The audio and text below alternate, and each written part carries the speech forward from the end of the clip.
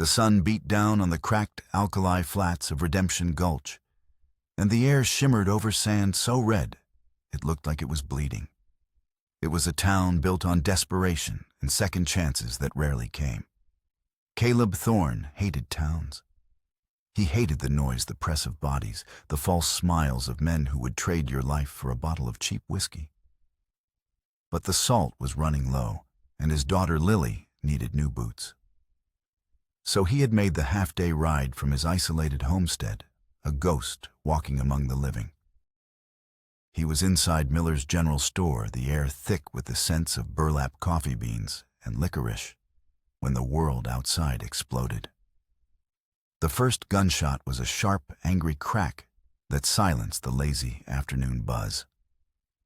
It was followed by a roar of male voices and the splintering of wood.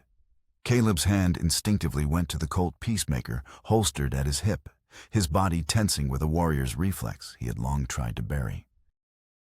Through the store's grimy front window, he saw them. A gang of 5 outlaws, their faces obscured by dust-caked bandanas, were storming the Redemption Savings and Loan. Their leader, a tall man, who moved with a predator's unsettling grace, stood in the middle of the street, a pair of nickel-plated revolvers in his hands. He didn't shout like the others. He directed the chaos with calm, efficient gestures.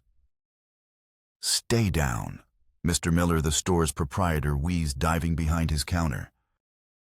Caleb had no intention of playing the hero. Heroism was a fool's game that left good people in the ground. His only concern was getting back to Lily, back to the sanctified silence of his grief. He moved to the rear of the store, his eyes scanning for an escape, when the bank door burst open. The robbery had gone wrong. A teller, a young man with more courage than sense, lay bleeding on the bank steps. From the saloon across the street, Sheriff Brody and 2 deputies opened fire, their shots kicking up plumes of red dust. The street became a maelstrom of ricochets and screams. Caleb flattened himself against a wall of flour sacks as stray bullets punched through the thin wooden facade of the store. He was a stone in a violent river, waiting for the current to pass. The outlaws, laden with leather satchels, began their retreat. Their charismatic leader provided covering fire, his movements fluid and deadly. One of his men, a brutish figure with a wild look in his eyes, scrambled for a horse tethered near the store. As he ran past the entrance, his gaze fell on Caleb, who was momentarily framed in the doorway. The outlaw saw not a threat, but an opportunity for casual cruelty. He lunged inside, his gun leveled. Caleb didn't move. He had faced death before, and its stare had grown familiar. But the man wasn't after his life. He saw the glint of silver at Caleb's neck. With a guttural laugh, he ripped the chain from him. The silver locket, cool and heavy with the weight of memory, was gone. It was a small oval piece of silver engraved with a single looping S. Inside was a miniature portrait of his wife Sarah, her smile a ghost he could no longer conjure on his own. It was all that was left of her. It was all that was left of him. An incandescent rage, white-hot and pure, burned through the frozen landscape of Caleb's soul. The careful walls he had built around his heart for the past year crumbled into dust. Without thought, without fear, he drew his Colt. He was a blur of motion, stepping out onto the porch, his weapon steady in a street full of chaos. He fired once. The bullet tore through the outlaw's shoulder, making him scream and drop the locket. But before Caleb could retrieve it, the leader was there. He moved with impossible speed, scooping up the locket from the dust and shoving his wounded man onto a horse. He turned, and for a fleeting second, his dark, intelligent eyes met Caleb's across the 20 yards of blood-soaked dirt. He held up the locket, a mocking salute, before spinning his horse around and galloping out of town, his gang following in his wake. The shootout subsided as quickly as it had begun, leaving behind a ringing silence, the smell of gunpowder, and the groans of the wounded. Caleb stood on the porch of the general store, his gun still smoking in his hand, his chest a hollow, aching void where the locket used to be. Sheriff Brody, a world-weary man with a drooping mustache and tired eyes, approached him. "You all right, Thorne?" The sheriff asked, his voice gravelly.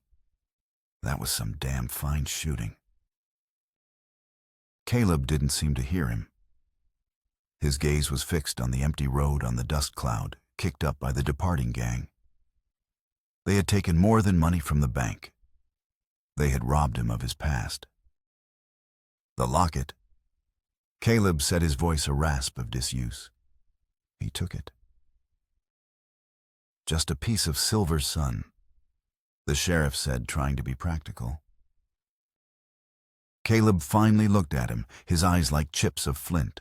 "It's all that's left." He turned and walked back to his horse, leaving the chaos of Redemption Gulch behind him. He had a duty to his daughter, a life of quiet penance to lead. But as he rode out into the vast, indifferent wilderness, a cold, hard certainty settled in his heart. This was not over.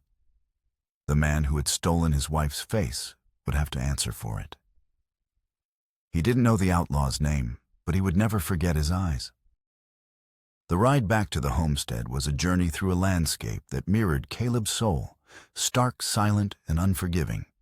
His cabin was a solitary sentinel against the vast expanse of the plains, a tomb he had built with his own hands, as a monument to a grief so vast it had swallowed his voice. The silence within its walls was a physical thing, thick as dust on the rafters, and cold as the iron stove that had not felt a proper fire in over a year. Lily was waiting for him on the porch, a whisper of a thing all wide, haunted eyes and silence. Since her mother's death, she had retreated into a world without words, a ghost in her own home. She saw the empty space on his chest where the locket always hung. Her small face, usually a mask of stoic emptiness, crumpled slightly at the edges. She didn't ask. She never asked. She simply took his large, calloused hand and led him inside her touch of fragile anchor in his swirling rage. He spent the next few days in a fog of grim purpose. He cleaned his rifle, sharpened his knives, and packed a saddlebag with jerky and ammunition. He was a man preparing for war. Lily watched him, her silence a heavy, unspoken question. He was her only parent, her only shield against the world, and he was preparing to leave her. The guilt was a dull weight in his chest, but the need for retribution was a blinding fog that separated him from everything else. On the third day, as dusk painted the sky in deep purples and bruised oranges, he saw a rider approaching. Not a posse, not the sheriff, but a lone figure leading a second riderless horse.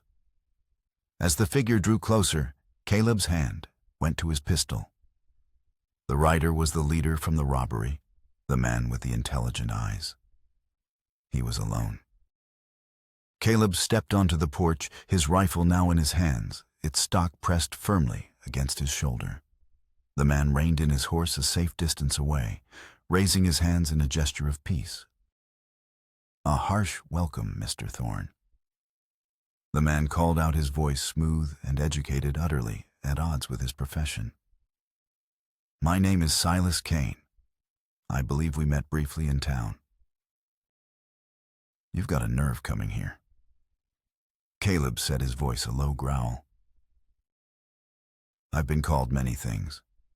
A man of nerve is among the more charitable," Silas replied with a wry smile. He dismounted slowly, his movements deliberate and non-threatening. "I come not to continue our quarrel, but to propose a transaction." He gestured to the second horse. Tied to its saddle was a woman. She was small, her hands bound her clothes little more than rags. She was of Asian descent, her face smudged with dirt, but possessing a delicate bird-like quality. Her dark eyes were fixed on the ground, a curtain of black hair hiding her expression. "My men acquired some excess cargo from a railroad shipment a few days back." Silas explained, his tone casual, as if discussing livestock. This one has proven more trouble than she's worth. Doesn't speak a word of English, and frankly, her silent judgment is wearing on my men's morale. He walked over and untied the woman, shoving her forward. She stumbled but caught her footing, her dignity a thin, resilient shield. I saw you in town, Thorn. Silas continued, his gaze sweeping over the desolate homestead, the silent child peeking from behind Caleb's leg. I saw a man who has lost everything. A man living in a crypt of his own making. I thought perhaps some company might do you good. A bit of China silk to warm your bed and keep the house. A gift for the trouble we caused. It was a joke of profound cruelty. Silas Kane saw him as a beast, a man so hollowed out that this human offering would be accepted. He was dangling a person before Caleb, like a piece of meat, a perverse form of compensation for the locket he had stolen. The locket Caleb had killed a man to protect. Caleb's finger tightened on the trigger. It would be so easy to end it here, to send Silas Kane to hell and be done with it. But he saw the woman. He saw the bruises on her wrists, the terror she fought to keep from her face. She was a piece of property, her humanity, a footnote in a ledger. And he saw something else in Silas Kane's eyes, a flicker of morbid curiosity. He was testing Caleb, studying him. This wasn't random. A cold, defiant ember sparked in the ash of Caleb's soul. He would not give this man the satisfaction of his outrage or his despair. He would not become the monster Silas Kane assumed he was. Lowering his rifle, Caleb walked into the cabin and returned with a handful of coins, the money he'd saved for Lily's boots. He walked up to Silas and dropped the coins in the dust at his feet. The metal rang with grim finality. She's not a gift. Caleb said, his voice hard as iron. She's purchased. Silas Kane's smile widened, a flicker of genuine surprise in his eyes. He had expected rage or refusal, not a grim transaction. As you wish, he said, tipping his hat. A pleasure doing business with you. Before he mounted his horse, Silas paused. He looked from Caleb to the cabin, a strange knowing look on his face. A man should be careful what he builds his life on, Thorn. He said, his voice dropping to a near whisper. Sometimes the foundations are nothing but other people's graves. With that cryptic pronouncement, he swung onto his horse and rode off into the twilight, leaving Caleb standing with the woman, a fragile spectacle caught between a brutal past and an uncertain frozen future.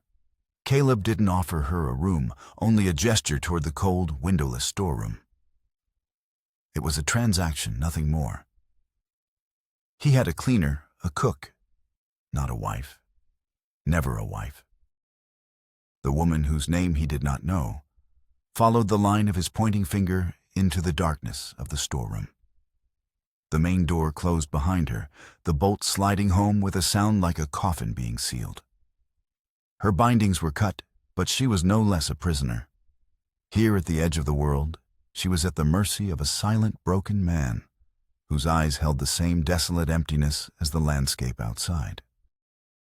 Fear was an old companion, a cold stone in her belly, but exhaustion was a heavier burden. She sank onto a pile of burlap sacks, her body aching.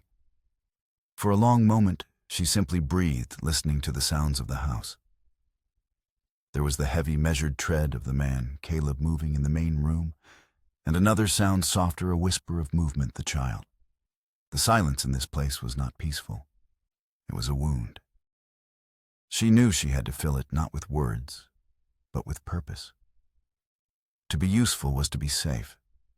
To be idle was to be disposable. She rose, her limbs stiff, and stepped out of the storeroom. The man was staring into the cold hearth, his back to her. She moved past him, her steps light, and knelt before the fireplace. The ashes were packed hard, gray, and lifeless. With careful, deliberate motions, she began to clear them away. She found the kindling box, the flint and steel. A spark caught a tiny orange star in the gloom. She nurtured it, blowing gently, until a small, hungry flame flickered to life. The fire crackled a sound so alien in the profound quiet that Caleb flinched. He turned to look at her. His expression was a mask of stone. She met his gaze for a heartbeat, then lowered her eyes back to her work, tending the first warmth this house had known in a very long time. In the days that followed, the woman moved through the house like a gentle tide.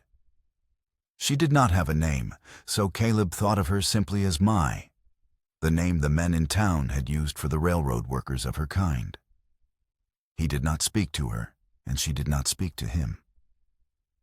Their communication was a silent language of objects and actions.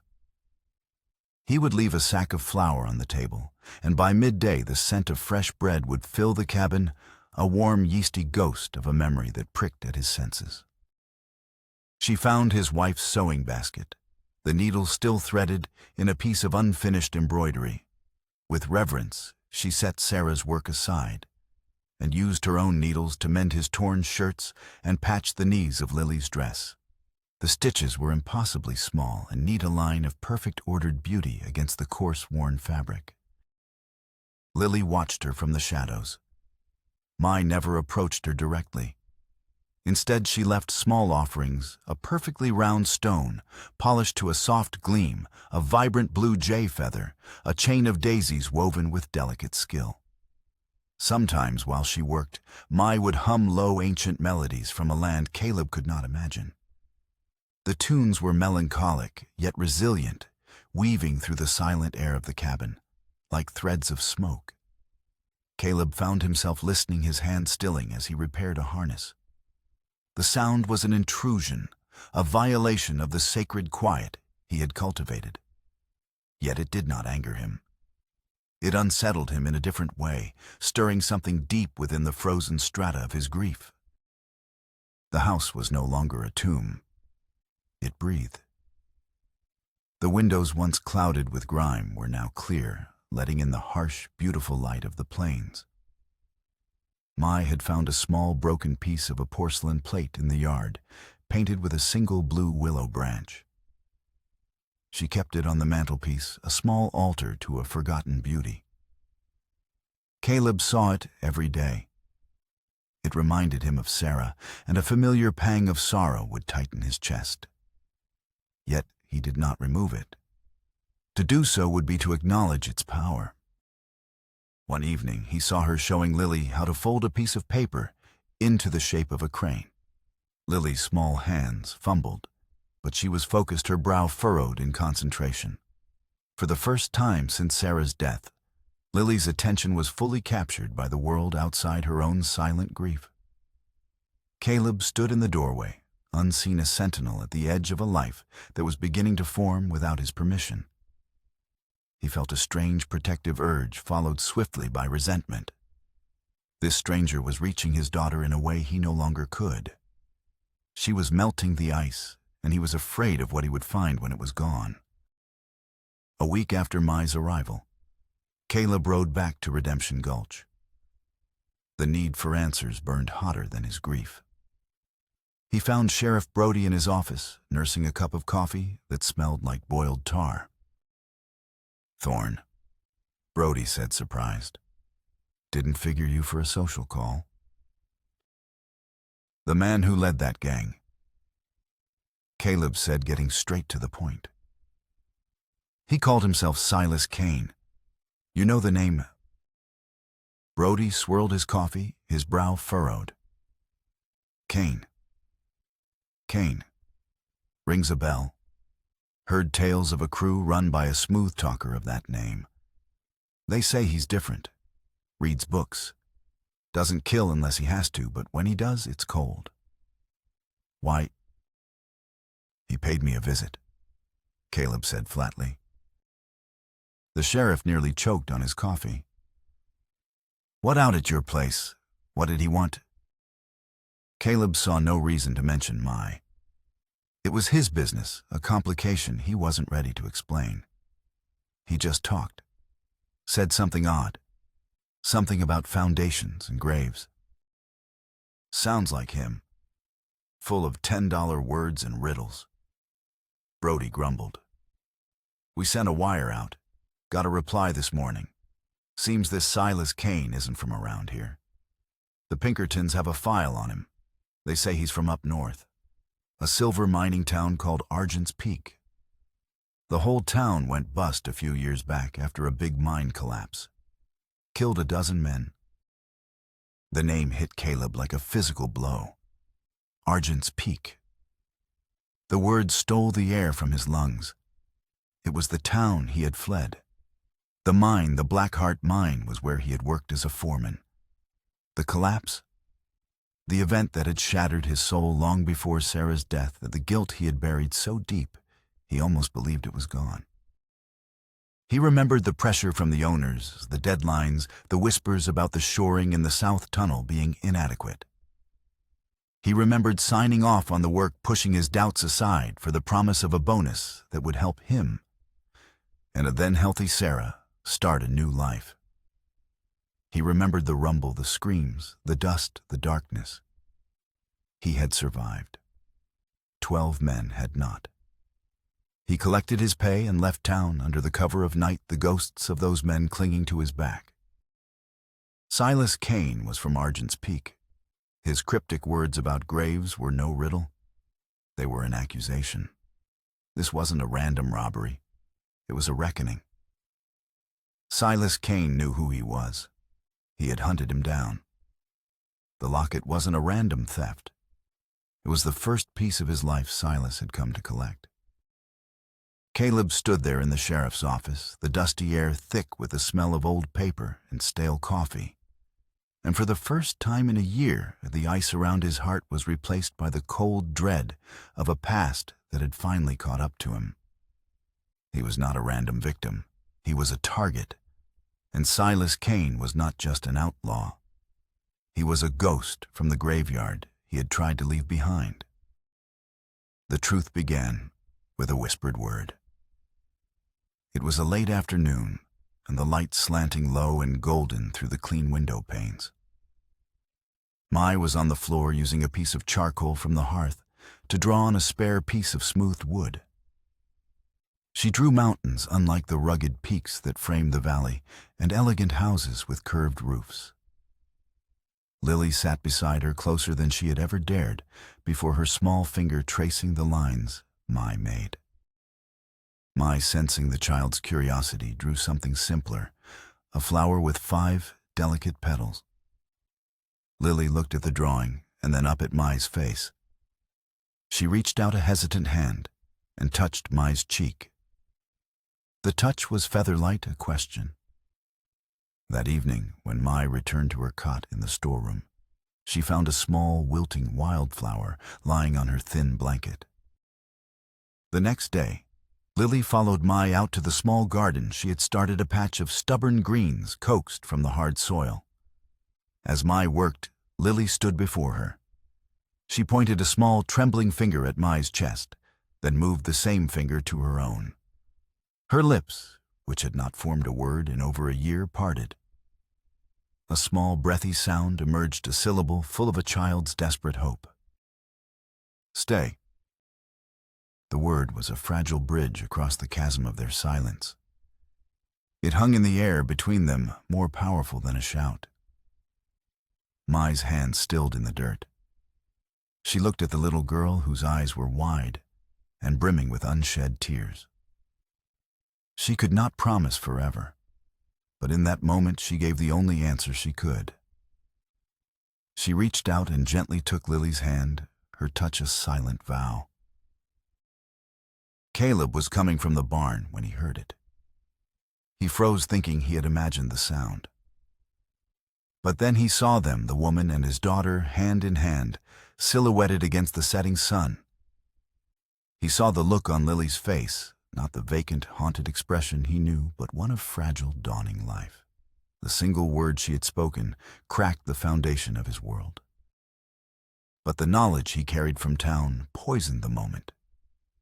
This fragile peace, this first glimmer of healing, was built on a lie. It was a house of cards waiting for the wind of Silas Cain's vengeance to blow it down. He began to fortify the homestead not just for the elements, but for a human storm.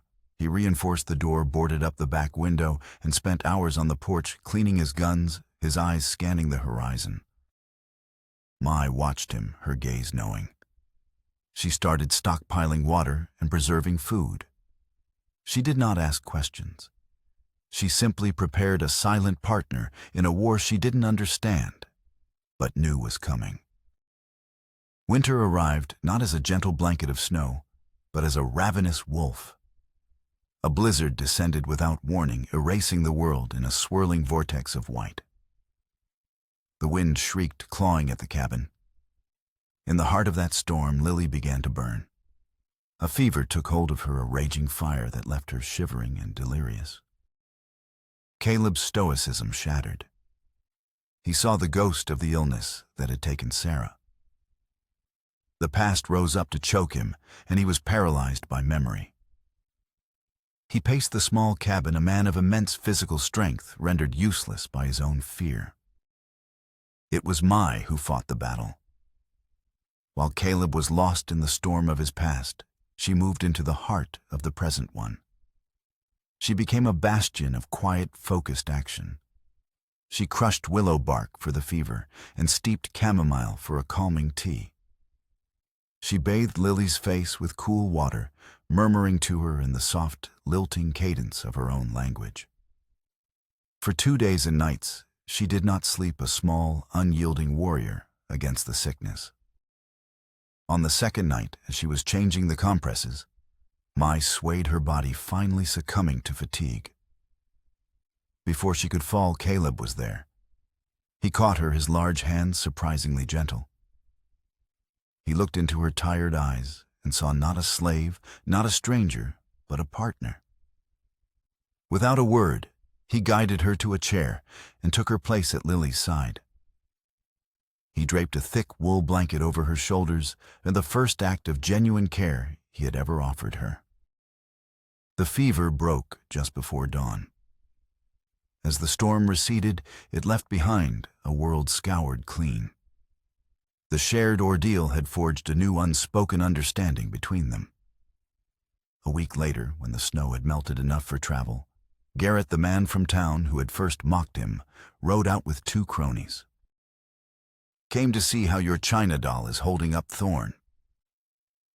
Garrett called out, his voice a jarring intrusion. They stomped onto the porch, their eyes taking in the clean, orderly cabin with surprise. Their gazes on Mai were insolent. "Looks like she's earning her keep," one of the men said with a greasy smile. "Maybe you'd be willing to rent her out. A man gets lonely." Garrett laughed and took a step toward her. "Let's have a look at the merchandise we sold you." Before his fingers could brush her sleeve, Caleb moved. He did not shout. He simply placed his body between them, a sudden solid wall of intimidation. His face, once a mask of grief, was now alive, with a cold, protective fury. "Her name," Caleb said, his voice a low, dangerous rumble, "is Mrs. Thorne. You will address her as such, or you will not address her at all." The words fell into the silence with the weight of stones. Garrett's sneer faltered. He had come expecting to mock a broken man. Instead, he found a fortress. He and his men backed away, their bravado evaporating. They mounted their horses and rode off, their laughter conspicuously absent. Caleb turned. He looked at Mai, and for the first time, she did not lower her eyes. That night, he moved her few belongings from the storeroom and placed them beside a new bed he had built. He had moved her into the heart of the house. He had moved her into his life. But as spring came turning the plains green, the shadow of Silas Cain loomed ever larger. Caleb knew he was not just waiting for Cain. He was living on borrowed time. The peace he was building was fragile. the foundation resting on the unstable ground of his past. The dust storms began in late summer, great rolling walls of red dirt that blotted out the sun and scoured the landscape. It was during one of these storms, as the wind howled like a banshee, and the world outside was reduced to a swirling, impenetrable gloom, that they came. The storm hit at dusk, a monstrous roiling cloud that swallowed the setting sun. The wind howled a physical presence that battered the small cabin. Dust, fine as flour, seeped through every crack, coating every surface in a gritty red film. Inside the world shrank to the flickering circle of light cast by a single kerosene lamp. The claustrophobic roar of the storm was a fitting soundtrack for the dread that had been coiled in Caleb's gut for months. He saw them first, three spectral shapes materializing out of the crimson haze, their horses struggling against the gale. Silas Kane and two of his men. They used the storm as cover, just as he knew they would. I might take Lily to the root cellar. Caleb ordered, his voice calm but tight as a coiled spring. Bar the door from the inside. Do not open it until I come for you. Mai looked at him, her dark eyes wide with fear, but also with an unwavering trust. She scooped up a whimpering Lily, wrapped her in a blanket, and disappeared through the trapdoor in the floor without a word. The heavy thud of the cellar bar sliding into place echoed in the small room. Caleb extinguished the lamp, plunging the cabin into near total darkness, save for the faint, angry red glow filtering through the windows. He moved to his position beside the main door, his Winchester rifle cool and steady in his hands. The ticking of the mantel clock was an impossibly loud counterpoint to the screaming wind. The first shot came from outside, shattering the front window. Glass exploded inward. Caleb didn't flinch. He remained motionless, a predator waiting in the dark. Thorn. Silas Kane's voice cut through the wind, impossibly clear. I know you're in there. There's no sense in drawing this out. We've come for a final accounting. Silence. Only the wind answered. You have something that belongs to me. Caleb shouted back, his voice a raw bark. A silver locket. A dry, mirthless laugh was his reply. The locket, my dear man, that was merely the ticket for admission. I'm not here for trinkets. I'm here for justice. A second man tried the door, rattling the handle violently. The reinforced bar held firm. A heavy boot kicked at the wood, the impact shuddering through the small structure.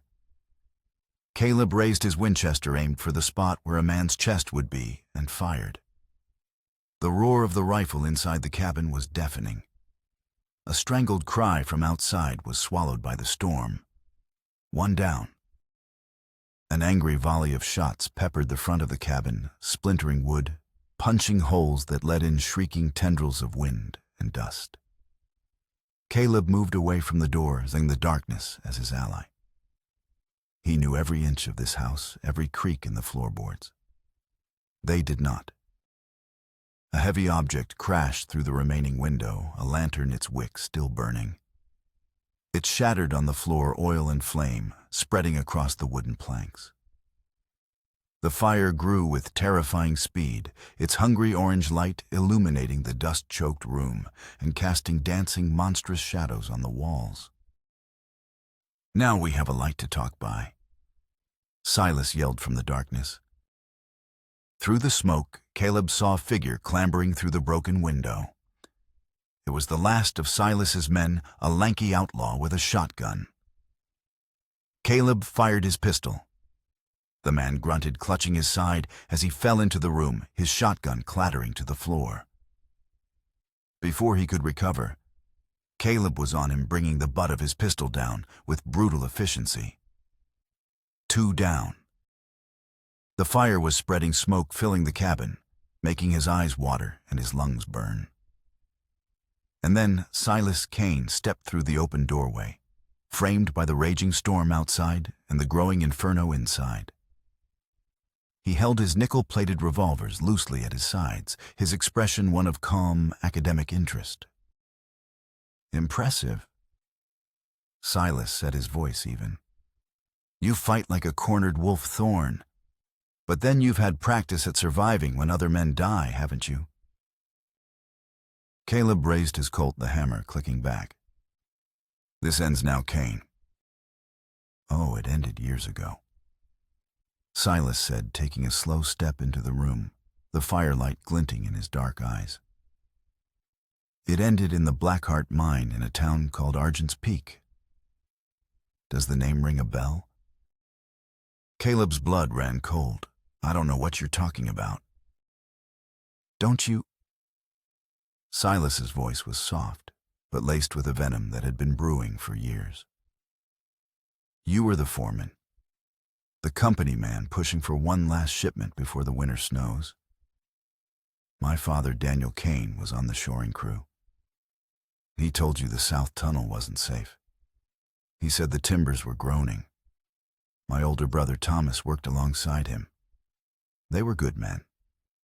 Honest men." Silas took another step, his eyes locking onto Caleb's. The smoke swirled around him like a shroud. "You signed the safety report, Thorn. You looked my father in the eye and told him the supports would hold. You condemned them to death for a bonus. A few extra dollars in your pocket so you could run off and build this pathetic little life on their graves." The truth, raw and ugly, was finally laid bare in the heart of the fire and the storm. Silas Cain wasn't an outlaw seeking riches. He was a son seeking revenge. His entire crusade had been a meticulous, patient plan to dismantle Caleb's life piece by piece, just as his own had been dismantled. The robbery, the locket, the gift of it was all theater, a cruel prelude to this final act. The mine collapsed. Caleb choked out the words, tasting like ash. It was a tragedy. It was murder. Silas roared, his composure finally breaking. He raised his revolvers. 12 men buried alive, and you, the foreman, walked away without a scratch, your pockets full of blood money.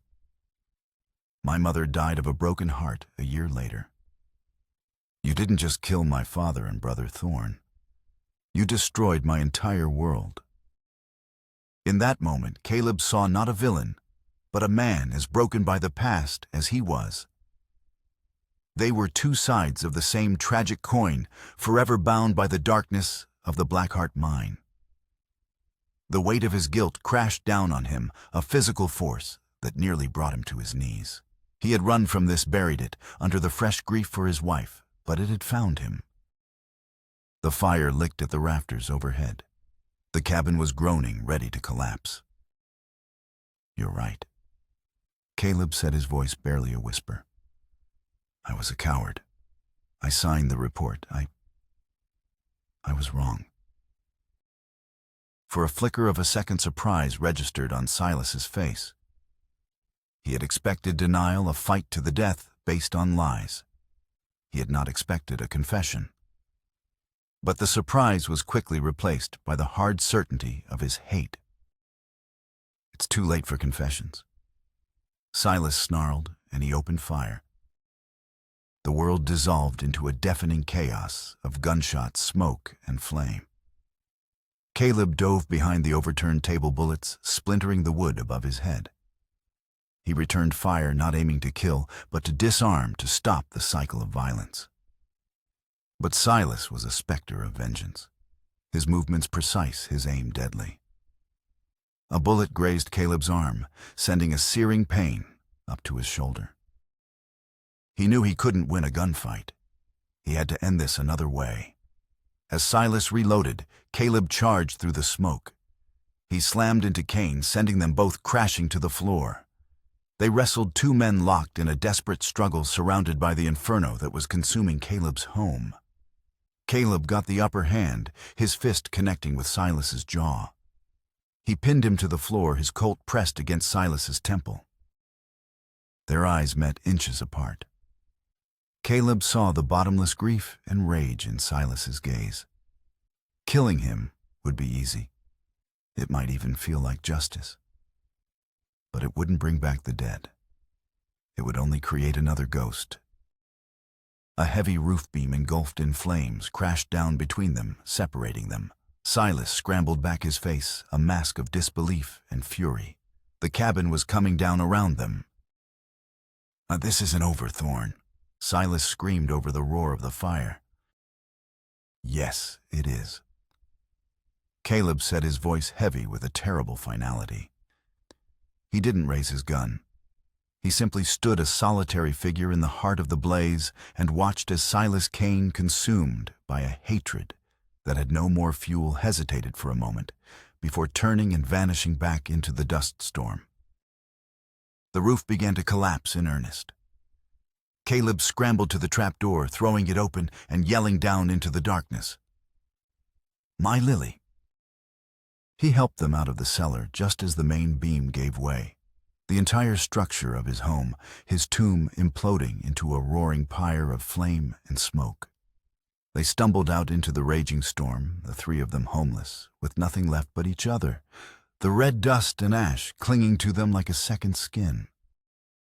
The storm broke with the dawn, the wind dying to a mournful sigh. It left behind a world scoured clean and unnaturally silent. Where Caleb's cabin had stood was now a blackened, smoking patch of earth, a funeral pyre for his past. Mai and Lily huddled together under a thick wool blanket he had managed to salvage, watching the sun rise over the devastation. By mid-morning, a posse appeared on the horizon, led by Sheriff Brody. They had found Silas Kane's two men, one dead, the other wounded, and had followed the tracks to the homestead. The sheriff found Silas himself a mile out his horse, having thrown him. He was dazed, bruised, but alive. Brody surveyed the smoldering ruins, then looked at Caleb's exhausted, soot-stained face. "Thorn," he said, his voice full of questions he didn't seem to want to ask. "What in God's name happened here?" Caleb looked at Mai, who gave him a small, steady nod of encouragement. The time for running, for burying the truth, was over. Redemption wasn't about winning a gunfight. It was about facing the ghosts you created. "It's a long story, Sheriff." Caleb began, his voice clear and steady. "It started years ago in a silver mine in Argent's Peak."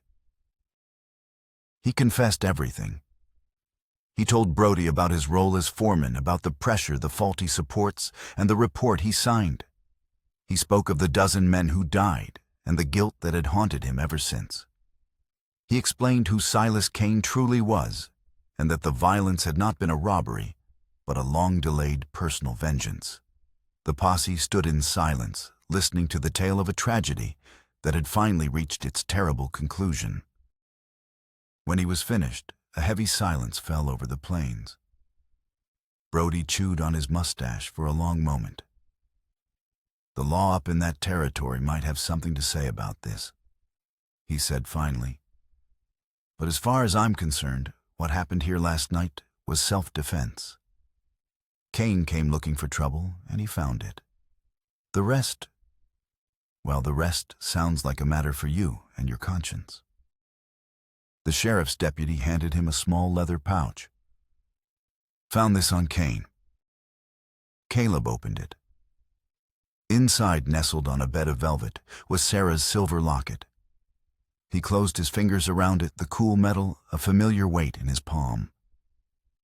It felt different now, not a sacred relic, but a link to a past he was finally ready to understand.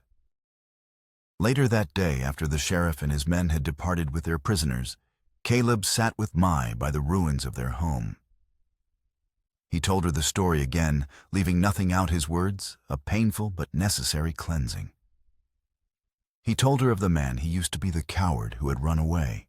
She listened without judgment, her hand resting on his arm, a silent offering of acceptance. In the days that followed, they salvaged what they could and began the arduous task of rebuilding. But first, there was one last piece of the past to put to rest. He took Mai and Lily to the small windswept hill where Sarah was buried. A simple wooden cross marked the spot.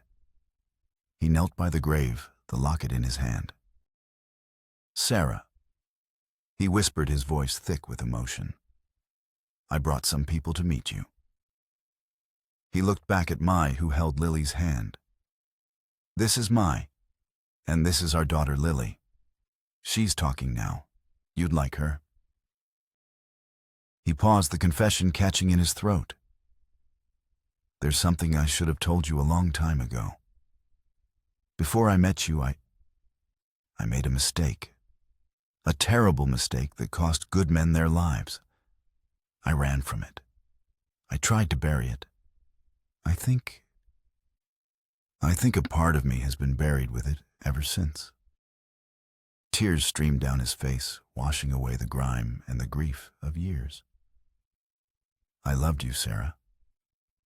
But I was living in a tomb long before you left me. It's time I stepped out into the sun." He opened his hand and looked at the locket, at the tiny, smiling face of the woman he had loved and lost. He had clung to it as the last piece of his life, but he saw now that it was an anchor holding him in place.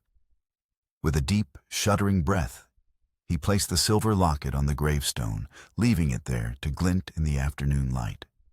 It was a final symbolic act, a promise that he was no longer a prisoner of his past, but a builder of a future. He stood up and took Mai's hand. She squeezed it gently. He then reached for Lily's small hand, and the three of them stood together, a small, improbable family, silhouetted against the vast sky. As they turned to walk away from the grave, back toward the promise of a new home, Lily, who had been watching him with a child's profound understanding, looked up at him and Mai. She tugged on their hands, her small voice clear and full of a hope that echoed across the quiet plains. "Let's go home."